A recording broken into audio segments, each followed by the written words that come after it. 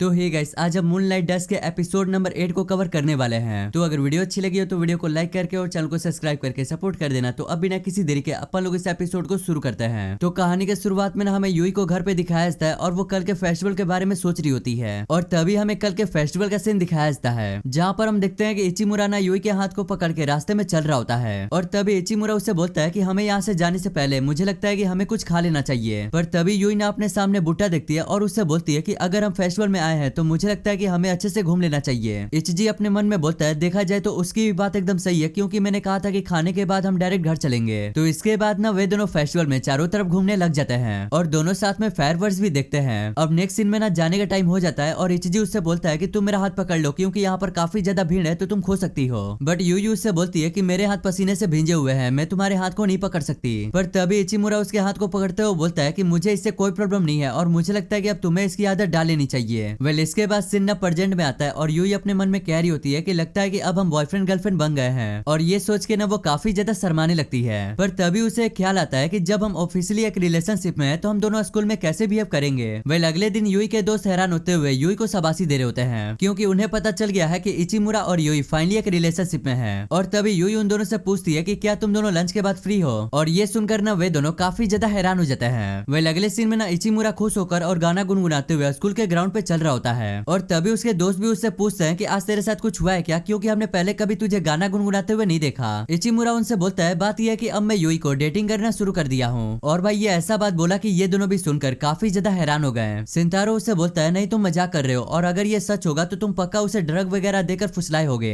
ये सुनकर ना इचिमुरा सिंतारो को सजा देते हुए बोलता है, आखिर तुम्हारी हिम्मत कैसे हुई ऐसे बोलने का। पर तभी इचिजी के फोन पे ना किसी का मैसेज आता है, बट हमें पता चलता है कि वो मैसेज किसी और का ना यूई का होता है और वो उसे पुराने बिल्डिंग में लंच करने के लिए बुला रही होती है। अब नेक्स्ट सीन में हम देखते हैं कि इचिमुरा ना अपने सामने देखकर काफी ज्यादा हैरान हो जाता है, क्योंकि हमें पता चलता है कि यूई ना अपने साथ में अपने दोस्तों को भी लेकर आई होती है। यूई उससे बोलती है कि तुम्हें इन दोनों से प्रॉब्लम तो नहीं है। इचिमुरा बोलता है कि अगर तुम इन्हें साल में एक बार लेकर आओगी तो मुझे कोई प्रॉब्लम नहीं है। और ये बोलती ना वहाँ पर इचिमुरा के दोस्त भी हल्ला बोल देते हैं, पर इचिमुरा ना उन दोनों को वहाँ से जाने के लिए बोलता है। पर तभी यूई बोलती है कि अब वे दोनों आ ही गए हैं तो हमारे साथ उन्हें आने दो। नेक्स्ट सीन में इचिमुरा बोलता है कि हम सब यहाँ पर क्या कर रहे हैं, क्या यहाँ पर कोई मीटिंग होने वाली है। यूई उससे बोलती है कि मैंने सोचा है कि हम अपने दोस्तों से एक दूसरे को मिलवाना सही रहेगा। और ये बोलती ना तभी कुआ नोबारा से बोलता है कि वो तुमने ही ड्राइंग बनाई है ना जो इंटरेस्ट पे लगी हुई है। और ये सुनकर ना नोबारा हैरान हो जाती है कि आखिर इसे कैसे पता चला। और तभी सिंतारो उससे बोलता है कि मुझे भी तुम्हारे बनाए हुए ड्राइंग को देखना है। बट नोबारा ना ब्लश करते हुए बोलती है, सच कहूँ तो मैं इसमें बिल्कुल भी अच्छी नहीं हूँ। पर तभी यूई बोलती है, मैं तो भूल ही गई थी कि मैं यहाँ पर अपने रिलेशनशिप के प्लान के बारे में बात करने के लिए आई थी। इचिमुरा अपने मन में बोलता है, ये तो एक और चीज लेकर फिर से खड़ी हो गई। तो इसके बाद यूई ना बताने लग जाती है कि हम अपना रिलेशनशिप धीरे धीरे सबको रिवील करेंगे। और वो ये भी बोलती है कि जब हम स्कूल से घर जाएंगे तो हम एक दूसरे को बता देंगे, और जब हम स्कूल के पास रहेंगे तब हम 3 मीटर के दूरी में चलेंगे। इचिमुरा उससे बोलता है कि जब हम डेटिंग कर रहे हैं तो हमें ये छिपाने की क्या जरूरत है। यूई ब्लश करते हुए बोलती है, बात यह है कि तुम्हें स्कूल के लोग आइडल मानते हैं, इसीलिए मैं चाहती हूँ कि हम नॉर्मल तरीके से रहें और सेफ्टी बनाए रखें। ये सुनकर यूई के दोस्त बोलते हैं, यूई सच में काफी ज्यादा अच्छी है और मुझे लगता है कि इन दोनों के बीच में कुछ हुआ है। और इधर इचिमुरा के दोस्त इचिमुरा से कह रहे होते हैं कि लगता है कि तूने उसके साथ कुछ किया है। वेल नेक्स्ट सीन में हम देखते हैं कि यूई ना घर जाते हुए कह रही होती है, लगता है कि मैं ही बस फ्यूचर के बारे में सोच रही थी, क्योंकि वहाँ पर कोई भी सीरियस नहीं लग रहा था। तभी बाहर से इचिमुरा बोलता है, क्या कोइंसिडेंस है, मुझे नहीं लगा था कि तुम यहाँ पर होगे। यूई उससे बोलती है कि तुम यहाँ पे क्या कर रहे हो। इचिमुरा उससे बोलता है कि मैं यहाँ पर क्या कर रहा था, मैं कब से तुम्हारा यहाँ पर इंतजार कर रहा था। और ये सुनकर यूई ना काफी ज्यादा हैरान हो जाती है और इचिमुरा उससे बोलता है, क्यों ना हम साथ में घर चले। और इसके बाद हम देखते हैं कि दोनों साथ में ना घर जाना शुरू कर देते हैं। और रास्ते में यूई ना इचिमुरा से 3 मीटर के दूरी पे चल रही होती है। और इचिमुरा उससे पूछता है कि कब तक तुम ऐसे चलने वाली हो। यूई उसे बताती है कि जब तक हम स्कूल से थोड़ा दूर नहीं हो जाते तब तक हम ऐसे ही चलने वाले हैं। और इचिमुरा ना आगे चलते हुए बोलता है, सच कहूँ तो मैंने तुमसे झूठ बोला था कि मैं तुम्हारा इंतजार कर रहा था। सच बात यह है कि अब मैं तुम्हारे बिना अकेले रहना ही नहीं चाहता। इचिमुरा बताता है कि ऐसा लग रहा है कि अब मैं तुम्हारे ऊपर फिदा हो गया हूँ। ये सुनकर यूई को ना फेस्टिवल वाली बात याद आती है, क्योंकि उसने कहा था कि मैं चाहती हूँ कि तुम मेरे ऊपर पूरा फिदा हो जाओ। और हम देखते हैं कि इचिमुरा ना वहाँ से जा रहा होता है, पर तभी वहाँ पर यूई ना इचिमुरा को चिल्लाते हुए रोकती है और वो ना उसके पास भागते हुए आती है और उसके गाल पे एक किस करती है। और यूई उससे बोलती है, क्या हम उस प्लान के बारे में फिर से डिस्कस कर सकते हैं। और इचिमुरा उससे बोलता है, जब मैं अच्छा बनने की कोशिश करता हूँ तब तुम उल्टी सीधी हरकतें कर देती हो। यूई उससे बोलती है, आखिर उल्टी सीधी हरकतों से तुम्हारा क्या मतलब है। बट इचिमुरा उससे बोलता है, इस बात पे तुम ज्यादा ध्यान मत दो। और इसके बाद वे दोनों ना हाथ पकड़ के चलना शुरू कर देते हैं। तभी इचिमुरा उससे बोलता है, क्या मैं कन्वानियन स्टोर से एक आइसक्रीम ले सकता हूँ। तो अब अगले दिन हम देखते हैं कि सभी क्लास के बच्चे ना जिम क्लास की तरफ जा रहे होते हैं। और तभी वहाँ पर इचिमुरा ना यूई को देखकर यूई को हाय करता है। और ये देखकर ना सारे लोग काफी ज्यादा हैरान हो जाते हैं। बट हम देखते हैं कि यूई भी ना उससे हाय करती है। वेल अब नेक्स्ट सीन में हमें रात का सीन दिखाया जाता है और हम देखते हैं कि यूई ना अपने दुकान पर काम कर रही होती है। पर तभी उसके फोन पे इचिमुरा का मैसेज आता है और वो बताता है कि अगर काम खत्म हो जाए तो मुझे मैसेज करके बता देना, मैं बाहर में तुम्हारा इंतजार कर रहा हूँ। तो इसके बाद ना जैसे ही यूई का काम खत्म होता है वो भागते हुए इचिमुरा के पास आती है और इसके बाद हम देखते हैं कि दोनों ना एक जगह पर आ जाते हैं और इचिमुरा उससे बोलता है अचानक से तुम्हें बुलाने के लिए मुझे माफ करना, और उससे एक कोल्ड ड्रिंक पीने के लिए भी देता है। और तभी इचिमुरा उससे पूछता है कि समर वेकेशन को लेकर तुम्हारा क्या प्लान है। यूई उससे बोलती है कुछ खास नहीं, मैं तो घर का काम ही करती हूँ, लेकिन इस बार मुझे अपने पड़ोस के बच्चों को पढ़ाने के लिए कहा गया है। पर तभी इचिमुरा उससे बोलता है कि मैंने सोचा था कि मैं तुम्हारे साथ टाइम बिताऊंगा क्योंकि मैं तुम्हारा बॉयफ्रेंड जो हूँ। और ये सुनकर यूई ना काफी ज्यादा हैरान हो जाती है। और तभी इचिमुरा उससे बोलता है तो बताओ तुम फ्री कब रहती हो। यूई बताती है कि मैं मंडे से फ्राइडे तक काम ही करती हूँ और वीकेंड पे बच्चों को ट्यूशन पढ़ाती हूँ। तो भाई कुल मिला के बात की जाए तो उसके पास बिल्कुल भी टाइम नहीं बच रहा। पर तभी यूई बोलती है मुझे लगता है कि शायद मुझे 2 दिन की छुट्टी मिल सकती है। ये सुनकर ना इचिमुरा उसे पकड़ते हुए बोलता है कि वो 2 दिन की छुट्टी मुझे दे दो। यूई उससे बोलती है तुम इतना ज्यादा एक्साइटेड क्यों हो रहे हो, क्या तुम कुछ खास करने वाले हो। इचिमुरा उससे बोलता है कि हम एक छोटी ट्रिप के लिए कोबे जाने वाले हैं। यूई उससे बोलती है कि एक दिन के ट्रिप के लिए तुम्हें नहीं लगता कि ये कुछ ज्यादा ही दूर है। इचिमुरा उससे बोलता है तुम बिल्कुल भी चिंता मत करो, हमारा वहाँ पर एक घर है। यूई अपने मन में बोलती है मैं तो भूल ही गई थी कि मेरे बगल में जो बंदा बैठा हुआ है वो अमीर घर से है। और इसके बाद इचिमुरा ना यूई को टेस्टी टेस्टी मिठाइयों से फुसलाने लगता है कि वहाँ पर हर ब्रांड के अच्छे अच्छे मिठाइयाँ मिलती हैं। पर तभी यूई उससे बोलती है अच्छा ठीक है मैं तभी आऊंगी जब मेरे दोस्त भी मेरे साथ आएंगे। पर तभी इचिमुरा ना उसके कंधे पे हाथ रखते हुए बोलता है मुझे पता है कि मिठाइयों से तुम्हारा इरादा बदल जाता है। और बंदा उससे बोलता है कि तुम अपने साथ उन्हें भी ला सकती हो, हम वहाँ पर काफी ज्यादा मजे करेंगे। अब नेक्स्ट सीन में इचिमुरा बोलता है कि बहुत ज्यादा रात हो गई है और अकेले घर जाना काफी ज्यादा डेंजरस हो सकता है, तो चलो मैं तुम्हें घर छोड़ देता हूँ। पर तभी अचानक से इचिमुरा उससे बोलता है कि वैसे ही खड़े रहना, बिल्कुल भी मत हिलना। ये सुनकर यूई ना काफी ज्यादा हैरान हो जाती है और वो सोचने लग जाती है कि क्या ये कुछ करने वाला है। पर तभी हमें पता चलता है कि यूई के कंधे पे एक बग बैठा हुआ था और इचिमुरा उसे भगा देता है। पर तभी वहाँ पर यूई नोटिस करती है कि इचिमुरा ना वो उससे काफी ज्यादा क्लोज है और वो उसे धक्का दे देती है। पर तभी इचिमुरा ना उसे पकड़ते हुए बोलता है क्यों ना हम थोड़ी देर के लिए ऐसे ही रहते हैं। और यूई उससे बोलती है तुम ये क्या कह रहे हो, हम अभी बाहर हैं। बट इचिमुरा बोलता है कि यहाँ पर काफी ज्यादा अंधेरा है तो हमें कोई भी नहीं देखेगा। ये सुनकर यूई उससे बोलती है अच्छा ठीक है तो फिर हम ऐसा 5 मिनट के लिए करेंगे। तो इसके बाद हम देखते हैं कि दोनों ना एक दूसरे को गले लगाकर खड़े हो गए होते हैं। और यूई अपने मन में बोलती है कि मैंने कभी नहीं सोचा था कि हम दोनों एक दूसरे को गले से लगाकर रोड पर खड़े हो जाएंगे। पर तभी वहाँ पर अचानक से इचिमुरा को पता ना क्या चुल मच जाती है कि वो उसके कान को बाइट कर देता है। और ये देखकर यूई ना काफी ज्यादा शर्मा जाती है। इचिमुरा उससे माफी मांगते हुए बोलता है कि मुझे माफ कर दो, ये अचानक से हो गया। पर वह यूई तो उसके बातों पर बिल्कुल भी ध्यान नहीं देती और वो शर्म के मारे वहाँ से भाग जाती है। तो अब अगले दिन ना यूई के दोस्तों को पता चल जाता है कि वे दोनों भी यूई के साथ ट्रिप पर जा रही है। यूई बताती है कि मैंने सोचा कि मैं तुम दोनों को भी अपने साथ में ले लूं क्योंकि अगर तुम वहाँ पर नहीं जाते तो मुझे काफी ज्यादा बुरा लगता।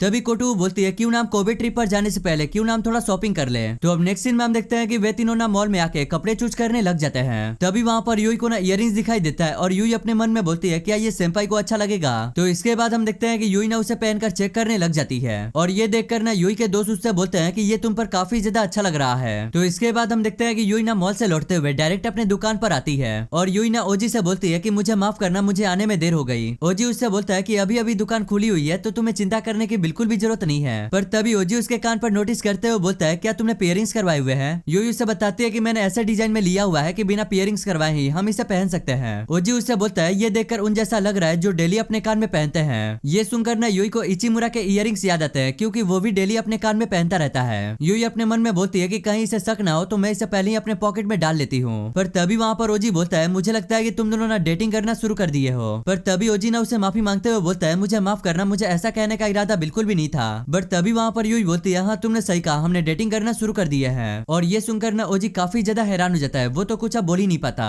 और हम देखते हैं कि यूई भी ना अपने काम पर वापस लौट जाती है और ओजी ना वहाँ पर सोचने लग जाता है कि उसने जो युकाटा के बारे में मुझसे पूछा था वो तो उसी के बारे में था। तो अब अगले सीन में ओजी ना यूई से बोलता है कि अगर तुम्हें बुरा ना लगे तो क्या तुम मेरे साथ बाहर चलना चाहोगी। और ये सुनकर यूई काफी ज्यादा हैरान हो जाती है। पर तभी ओजी उसे बताता है कि अगस्त के महीने में मेरी छोटी बहन का बर्थडे है और मुझे लगता है कि तुम गिफ्ट चूज करने में काफी ज्यादा अच्छी हो, तो मैं चाहता हूँ कि तुम मेरी मदद करो। यूई उससे बोलती है कि मुझे नहीं लगता कि मैं इसमें अच्छी हूँ, लेकिन फिर भी मैं तुम्हारी मदद जरूर करूंगी। और ये सुनकर ओजी ना काफी ज्यादा हैरान हो जाता है। तो अब नेक्स्ट सीन में हम देखते हैं कि यूई और उसके दोस्त स्टेशन पे इचिमुरा का इंतजार कर रहे होते हैं और यूई ना अपने बैग की तरफ देखते हुए बोलती है कि मुझे यकीन नहीं हो रहा कि मैं उसे भी अपने साथ में लेकर आई हूँ, जबकि उसे अभी भी पहनने में मुझे काफी ज्यादा शर्म आ रही है। और तभी हम देखते हैं कि वहाँ पर इचिमुरा और उसके दोस्त भी आ जाते हैं और इचिमुरा ना वहाँ पर आते ही अचानक से यूई को घूरने लग जाता है। इचिमुरा उससे बोलता है कि मैंने तुम्हें कैजुअल कपड़ों में कभी भी ऐसे नहीं देखा। ये सुनकर ना इचिमुरा के दोस्त बोलते हैं हाँ ये बिल्कुल सही कह रहा है, क्योंकि हमने सिर्फ तुम्हें काम वाले कपड़ों में ही देखा है या तो स्कूल वाले यूनिफॉर्म में ही। और तभी इचिमुरा बोलता है बस अब बहुत ज्यादा हो गया, तुम दोनों दोनों इसे और ज्यादा नहीं देख सकते।